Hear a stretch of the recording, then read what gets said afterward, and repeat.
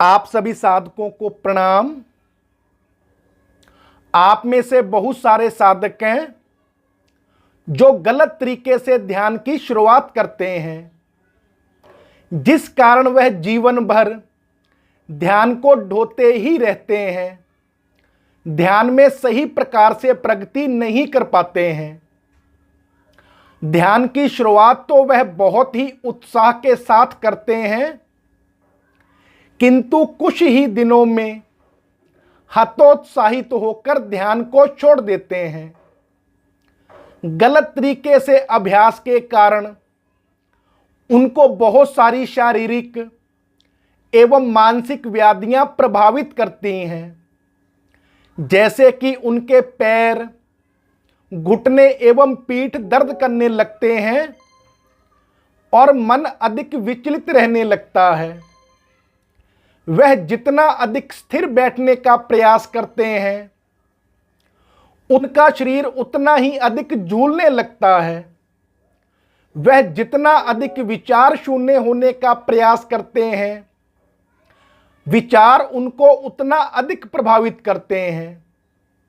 वह जितना अधिक शांत रहने का प्रयास करते हैं, उतना ही अधिक अशांत हो जाते हैं। उनका स्वभाव भी चिड़चिड़ा हो जाता है और वह अकारण ही क्रोधित भी रहने लगते हैं। कुल मिलाकर आप जितना अधिक जबरदस्ती ध्यान करने का अभ्यास करते हैं, उतना ही अधिक शरीर, मन एवं विचारों में उलझ जाते हैं। आत्मबोध के जिस उद्देश्य से आपने ध्यान की शुरुआत की थी, वह उद्देश्य तो छूट जाता है और आप पूरा जीवन औपचारिकता में ही नष्ट कर देते हैं। इसका एक ही कारण है, आपका सही क्रम से ध्यान की शुरुआत ना करना। आप एक नवजात शिशु का उदाहरण ले सकते हैं कि कोई भी शिशु सीधे दौड़ने नहीं लग जाता है। सबसे पहले शिशु को संसार में जन्म लेना पड़ता है, उसके बाद विभिन्न क्रियाओं के द्वारा अपनी मांसपेशियों को विकसित करना पड़ता है। जैसे कि कुछ महीनों तक उस शिशु को जमीन पर रेंगना पड़ता है, उसके बाद दीवार का सहारा लेकर एक एक पैर को आगे बढ़ाकर चलने का अभ्यास करना पड़ता है। फिर कुछ महीनों तक लड़खड़ाकर गिरना पड़ता है और फिर उठकर चलना पड़ता है। इस प्रकार महीनों के कठिन अभ्यास के द्वारा वह शिशु दौड़ने के लिए तैयार होता है। इसके अतिरिक्त भी प्रारब्ध शिशु के दौड़ने में बाधा बन सकता है। जैसे कि कुछ शिशु जन्म से ही अविकसित अंगों के साथ में पैदा होते हैं और वह जीवन भर रेंगने की प्रक्रिया में ही उलझे रहते हैं। इससे आगे बढ़ ही नहीं पाते हैं, क्योंकि प्रारब्ध उनके विकास में बाधा बनता है।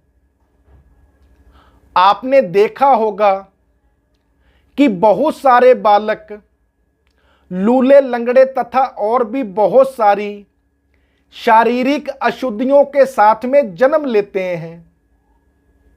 उनकी शारीरिक अशुद्धियों के कारण वह बालक बहुत प्रयास करने पर भी सामान्य बच्चों के जैसा विकास नहीं कर पाते हैं।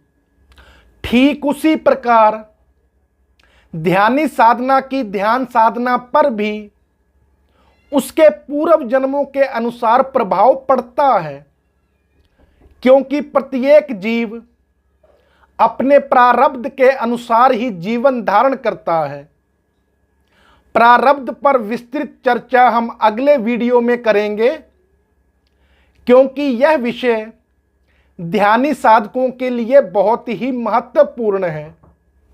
बालक के दौड़ने की प्रक्रिया के अनुसार ही ध्यानी साधक के लिए भी अभ्यास की एक पारंपरिक प्रक्रिया है, जिसे सही क्रम से अपनाने पर साधक ध्यान में सही प्रकार से प्रगति कर पाता है। पहला, जैसे जंगल में जन्मा और पला हुआ बच्चा कभी भी दो पैरों पर अच्छे से नहीं चल पाता है, भले ही वह पूर्ण अंगों के साथ में युवा भी हो जाए। ठीक उसी प्रकार गलत संगति में पड़ा हुआ साधक ध्यान में सही प्रगति नहीं कर पाता है, भले ही वह साधक ध्यान की पूरी विधि को अच्छे से जानता हो और अभ्यास भी करता हो। इसलिए सबसे पहले ध्यान की इच्छा रखने वाले साधक को गलत संगति का त्याग कर देना चाहिए। इससे साधक के पास ध्यान अभ्यास के लिए समय भी बचेगा और ध्यान अभ्यास में गलत विचार साधक को प्रभावित भी नहीं करेंगे। साधक जैसी बाहरी आचार विचार की संगति में रहता है, वैसे ही भीतरी वातावरण के विकास को प्राप्त भी होता है, क्योंकि आचार विचार ही वह सांचा है जिसमें हमारा मन आकार लेता है। जैसे सरकंडों की संगति में अच्छी उपजाऊ जमीन भी धीरे धीरे बंजर होने लगती है, ठीक वैसे ही एक अच्छा साधक भी गलत संगति के प्रभाव से अपना भीतरी वातावरण दूषित कर लेता है।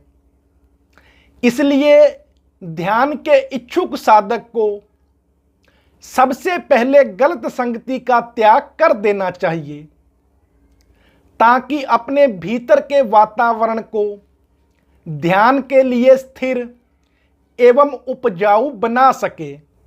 दूसरा, साधक को ब्रह्म मुहूर्त में उठने का अभ्यास करना चाहिए। ब्रह्म मुहूर्त ध्यानी साधकों के लिए पॉजिटिव ऊर्जा का महाकुंभ है। बिना ब्रह्म मुहूर्त जागरण के ध्यान में प्रवेश ठीक वैसे ही असंभव है जैसे बिना नाव के समुद्र को पार करने का असफल प्रयास करना। आसन, प्राणायाम आदि ध्यान साधना के महत्वपूर्ण कार्य ब्रह्म मुहूर्त में ही संभव हैं। ब्रह्म मुहूर्त ही वह धरा है जिसमें ध्यान रूपी पौधे को आसन, प्राणायाम और अभ्यास आदि से सींचा जाता है एवं पुष्ट किया जाता है। ध्यान में ब्रह्म मुहूर्त की विशेषता और आवश्यकता को अच्छे से समझने के लिए आप ऊपर दिए गए आई कार्ड के लिंक में क्लिक करके देख लीजिए। मैं ब्रह्म मुहूर्त की प्लेलिस्ट का लिंक दे रहा हूं। इसमें ब्रह्म मुहूर्त में उठने के उपाय और ब्रह्म मुहूर्त की विशेषता आदि सब कुछ है। तीसरा, ब्रह्म मुहूर्त में शौच और सैर आदि से निवृत्त होने के बाद आप आसन अभ्यास कीजिए। आसन अभ्यास से साधक का शरीर, मन, विचार, ऊर्जा एवं चक्र बैलेंस होते हैं। जैसे नींव ग्रह का अति महत्वपूर्ण अंग है, जैसे बिना नींव के स्थिर एवं बैलेंस ग्रह की कल्पना भी नहीं की जा सकती है, ठीक वैसे ही आसन ध्यान की नींव है जिससे साधक स्थिर एवं बैलेंस ध्यान के योग्य हो पाता है। आसन के विषय में अधिक जानकारी के लिए ऊपर दिए गए आई कार्ड के लिंक पर क्लिक करके देख लीजिए। इसमें मैंने सभी आवश्यक आसनों की प्लेलिस्ट का लिंक दे दिया है। इस प्लेलिस्ट में सिद्धासन, पद्मासन आदि सभी आसन हैं। साथ ही में उनके लाभ एवं उनकी उपयोगिता का वर्णन भी है और आसन सिद्ध करने का सही तरीका भी है। चौथा, आसन सिद्ध हो जाने के बाद साधक को प्राणायाम का अभ्यास करना चाहिए। प्राणायाम से श्वास सूक्ष्म होती है और ऊर्जा का विकास होता है। यह प्राणायाम ही है जो श्वास को स्थिर कर विचारों की गति को रोक देता है और साधक को आत्म साक्षात्कार में सहायक होता है। यह प्राणायाम ही है जो सुषुम्ना का मार्ग खोलकर कुंडलनी को जागृत करता है और कुंडलनी शक्ति के द्वारा सभी चक्रों का भेदन कर जीव की स्थिति को सहस्त्रार में स्थापित करता है। यह प्राणायाम ही ध्यान रूपी पौधे के लिए ऑक्सीजन है जो अभ्यास रूपी जल के साथ मिलकर इसे पोषित करता है। यह प्राणायाम ही वह मृत संजीवनी है जो अचेत पड़े जीव को बोधवान बनाकर उधर्वगामी बनाता है। प्राणायाम के विषय में अधिक जानकारी प्राप्त करने के लिए आप ऊपर दिए गए आई कार्ड के लिंक पर क्लिक कर देख लीजिए। इस लिंक में प्राणायाम के बेसिक से लेकर कुंडलनी के सुषुम्ना में प्रवेश करने तक की विधि है।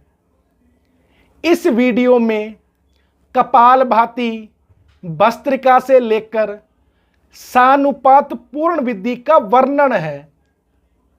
आप सभी साधक इस वीडियो के माध्यम से प्राणायाम को अच्छे से समझ एवं सीख सकते हैं। पांचवा, इन 4 अंगों के साथ साधक ध्यान अभ्यास के लिए तैयार हो जाता है। जैसे शिशु अपने अंगों के विकसित हो जाने के बाद दौड़ने के लिए तैयार हो जाता है।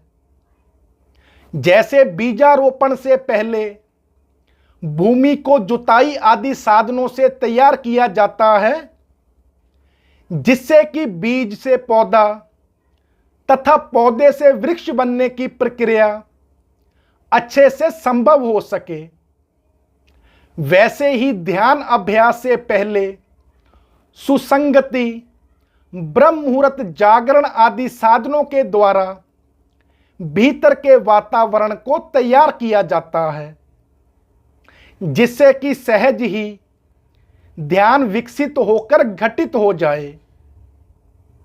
ध्यान अभ्यास के लिए आवश्यक है सही विधि का ज्ञान होना जिससे कि आप भीतर प्रवेश कर ध्यान की सहज स्थिति को प्राप्त हो जाएं।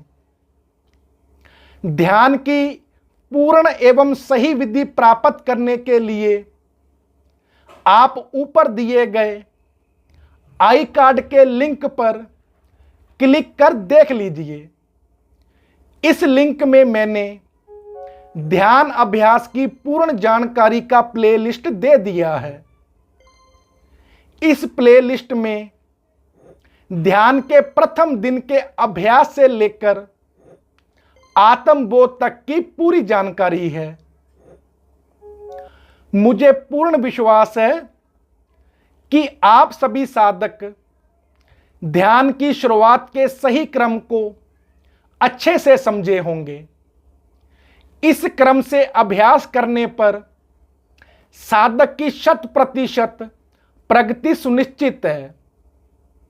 मैंने आप सभी साधकों को सही क्रम से अच्छे से समझाने का पूरा प्रयास किया है, किंतु फिर भी आप में से किसी भी साधक का कोई भी प्रश्न अथवा संशय हो तो आप कमेंट के माध्यम से अथवा ईमेल के माध्यम से पूछ लीजिएगा।